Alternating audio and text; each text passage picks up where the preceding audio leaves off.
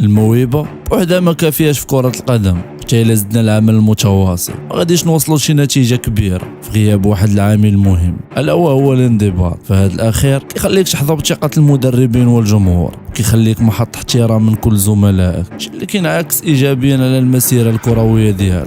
وضيفنا اليوم كان من اعظم المواهب الفنيه بانجلترا، رفقه نجوم كان متفوق عليهم بكثير، لكن دارت الوقت ولاو من بين احسن اللاعبين العالميين، بين ما هو كيقلب بجهد عن الفريق حتى الى لقاه كيتقاتل باش يكون اساسي. ضيفنا اليوم ملك القنطرات الصغيره عادل التعرابط. عادل تزاد مدينة تازا يوم 24 مايو 1989 وسط أسرة كانت مستعدة لمغادرة أرض الوطن، غير كبر شوية هاجروا لجنوب فرنسا، بالضبط بيرليطون فين يدوز معظم الطفولة ديالو، ويلعب مع عدة فرق صغيرة من بير إيسي لإيس فيترول قبل ما يتم رصده وإقحامه لمركز تكوين لاغايت تابع نادي إيرسيلونس. المركز اللي أحدث بالتوازي مع قدوم عادل، شي اللي خلاه يعيش الهواية ديالو باحترافية بعيدا عن الأسرة الصغيرة، وتدرج بين فئات النادي حتى وصل للفريق الرديف بعد 5 سنوات أبان فيها رغبة كبيرة وفنيات عالية ليتم إدراجه بتشكيل الفريق الأول من المدرب فرانسي غيلو، ولا يقحمو ضد نادي سوشو لأول مرة وآخر مرة. فمزاجية اللاعب خلاته يبدي رغبة في الرحيل عن النادي بعد خصامه مع زميله غريغوري فينيال، ثم عدم رغبة النادي في إشراكه في العديد من المقابلات بحجة أنه لازال شاب، وقع راسه في عقد مع نادي توتنهام الإنجليزي لمدة 5 سنوات يفعل بعد بلوغ 18 بالتوازي مع مشاركته بقميص المنتخب الفرنسي في مختلف الفئات السنية، مشاركات اللي كانت سبب في اكتشاف منقبي سبيرز لموهبة عادل. وبدا اللاعب بالبريمير ليج مشاركا في مقابلتين في أول موسم ليه مجموع 30 دقيقة.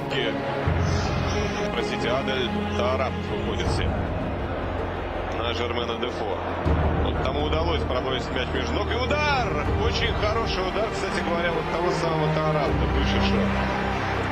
ليطل في الموسم الموالي بفرص أكبر، لكن تظل باهتة مقارنة بحجم موهبة الفتى المغربي اللي خلى ذكرى جميلة أمام الجمهور اللندني. قنطرة صغيرة كانت بداية لشهرة من نوع آخر لعادل، بحيث تم تداول فيديو اللقطة في جميع أنحاء العالم.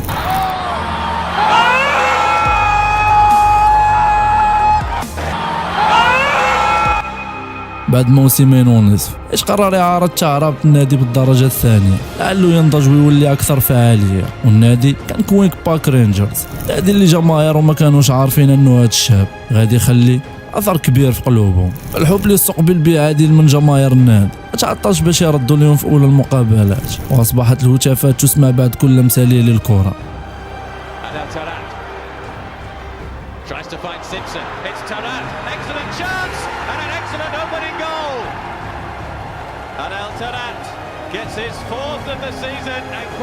وسرعان ما أصبح أحد نجوم الشامبيونشيب، مهارات وأهداف استثنائية. فموسمه الأول كان فقط باش يحط رجله في المنافسة ويدير مقابلات بعد عدة مواسم باهتة، الشيء اللي خلى المدرب روجي لومار ينادي عليه لحمل القميص الوطني في أول مقابلة ضد المنتخب التشيكي ثم منتخب الغابون، لتتوالى المقابلات ويزيد حب الشعب المغربي العادل حاجة واحدة، مهارته الاستثنائية. ثبت المباراة الودية، مباراة المنتخب المغربي والمنتخب التشيكي. إلى التعرابط إلى الذي يحاول إبراز ذاته، تمرير الكرة في اتجاه منير الحمدي. هذه الفرصة لو كانت قريبة من منير الحمداوي. تعرابط محاولة المراوغة بطريقة جميلة، محاولة إبراز الذات بطريقة فنية وركنية لمصلحة المنتخب المغربي. عادل التعرابط موسم 2010-2011 عادل خرج أفضل نسخة عنده من كل شيء، مراوغات،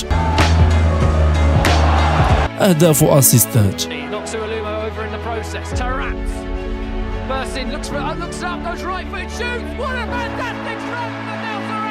أبهر الكل، وكان أحد أكبر المساهمين في فوز النادي ببطولة الشامبيونشيب والصعود للبريمير ليج.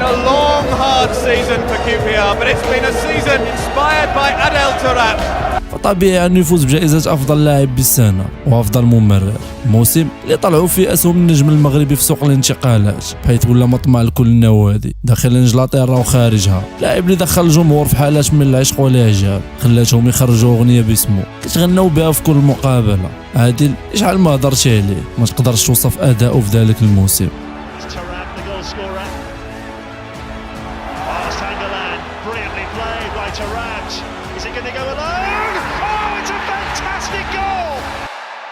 And it's in with a fantastic goal.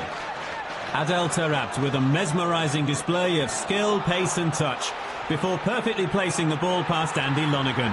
A moment of brilliance to break the deadlock. الموسم الموالي عادل ما كانش بنفس مستوى الموسم السابق، ربما بصعوبة المنافسة بالبريمير ليج، لكن هادشي ما منعوش من التألق في عدة مقابلات ضد أقوى الأندية الإنجليزية. أما مع المنتخب فرسميته كانت لا تناقش رغم تغيير المدربين، لكن هادشي ما غاديش يكمل مزيان. فقبل المباراة الشهيرة ضد الجزائر غادر عادل المعسكر مباشرة بعد ما عرف أنه ما غيكونش في التشكيلة الأساسية، ليعلن بتمرده عن بداية قطيعة مع المنتخب. فغير رجع لإنجلترا وبعد أشهر قليلة هذه كوينز بارك رينجرز أعلن تعاقده مع المدرب هاري ريدنابل. فين يبدا الفصل المظلم في قصة البطل المغربي. هاري في البداية كان ديما ما كيقدرش يخبي إعجابه بموهبة عادل وبمساهمته الكبيرة مع النادي. Well, Adele's got a future. He's an amazing talent, you know, an amazing talent with the ball. He can still, you know, he can still do more without the ball. I think, you know, but he's a top player in possession of the ball, and he's a player that's a match winner. So we've got to get the best out of Adele. We've got to keep him, you know. لكن الوضع يتبدل مع مرور الوقت، مما جعل مستوى عادل يهبط تدريجيا. في الوقت اللي كان هاري كيروج عليه عدة أخبار أمام العالم، فأمام كل هذه المعطيات قررت إدارة النادي البحث عن حل أوسط بالمدرب ونجم الفريق لتتم الإعارة بنادي فولهام. في الوقت اللي كان مطلب كبريات الأندية العالمية أهمها ريال مدريد، واللي قامت بانتداب زميليه السابقين غاريث بيل ولوكا مودريتش. هذا الأخير صرح أنه عادل بمستوياته الفنية كان بسهولة يقدر يلعب في ريال مدريد.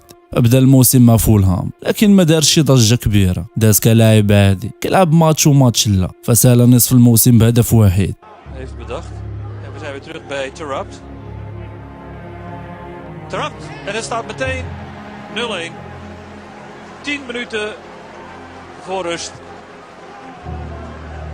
Komt Fulham op. يتقرر إعارته مرة أخرى، لكن هذه المرة خارج إنجلترا، والنادي كان إيس ميلان العريق.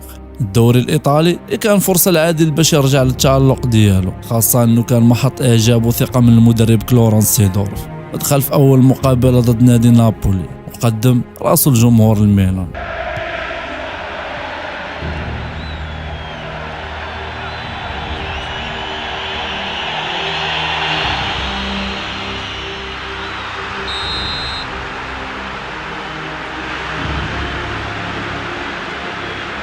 لتتوالى المقابلات ويكمل في إبداعاته بأهداف ومهارات خلات الكل يجزم باستمراره ورفقة الروسونيري. يستفيد منها تعرب بشق الطريق جول راتب عادل تعرب الميلاني حلو يربط المغربي عادل تعربت والهدف الأول. لكن رحيل سيدورف وتعويضه بإنزاغي صعب الأمور، خاصة أنه كان عنده تصور وتكتيك آخر وغير لكلورنس، فرجع لكوينز بارك رينجرز نية العودة لأمجاده مع النادي. فلقى قدامه ريدنا قام باستبعاده بالمعسكر التدريبي بحواره الشهير اللي أكد فيه أنه عادل لا يصلح لكرة القدم وما كيقدرش يجري بسبب الوزن الزائد. No, he's not fit. He's not fit to play football, unfortunately. He played in a reserve game the other day. And I could have run about more than he. رد عليه المغربي أنه مجرد كاذب وكيحاول يبرر الفشل ديالو مع النادي. حوار صحفي رفقه بصورة كتبين عكس كلام ريدنا أنه تعربش في حالة جيدة. نتيجة هذا الخلاف كانت خوضوا 7 مقابلات طيلة الموسم لتعلن البداية الفعلية لنهاية النجم المغربي اللي خانوا الانضباط وتجنب المشاكل في أوج المسار ديالو. 12 يونيو 2015 أعلن النادي بنفيكا توقيع عقد مدته 5 سنوات مع عادل اللي كان همه الوحيد نسيان الماضي والعودة للتألق. الماضي اللي بقى تابعه بتصرفاته ووزنه الزائد، الشيء اللي خلى المدرب يجمدو في دكة البدلاء. وتكرر سيناريو عادل وريدنابل من هاجم المغربي المدرب الفريق، تجاهله وعدم الاعتماد عليه بتاتا ليدخل المغربي في دوامة مشاكل رفقة النادي الأحمر. دامت 3 سنة ونصف سالات بإعارة. النادي كان مثابة طوق نجاة مسيرة النجم، والفريق كان نادي جنوا بالسيري A، النادي اللي ثاق في عادل في أسوأ أيامه ورجعوا للتباري بالكالتشيو وبدا كيدير ماتشات في رجليه وكيرجع الثقة شوية بشوية. مع جنوا عادل لعب في نصف الموسم الأول 6 مقابلات بالسيري A، عطى فيها 3 أسيستات، ثم 22 مقابلة بالموسم الموالي سجل فيها هدفين. وعطى 2 اسيستات. ارقام ضعيفه مقارنه بالماضي، لكن على الاقل رجع للتباري ورجع لنادي بنفيكا بعد انتهاء العقد، او بالاحرى نادي بنفيكا بي، حيث انه كان غير مرغوب فيه من المدرب روي فيتوريا، ولحسن حظه انه مدرب الفريق الرديف البنفيكا برونو يطلع الموسم الموالي لتدريب الفريق الاول، فما كان منه الا يطلع عادل معاه ويشد بيده لينقذ ما يمكن انقاذه في مسيره النجم المغربي. وحيت مشكله عادل كامله كاينه في العقليه والمحيط ديالو، قرر يغير من نمط العيش وياخذ حياته الرياضيه بالشكل الصحيح، تقليل اصدقائه واتباع نمط عيش صحي بانت نتائجه بسرعه، رغم ارجاعه من المدرب للوراء للعب ادوار دفاعيه اكثر، حاجه اللي ما نساتوش في الهوايه ديالو.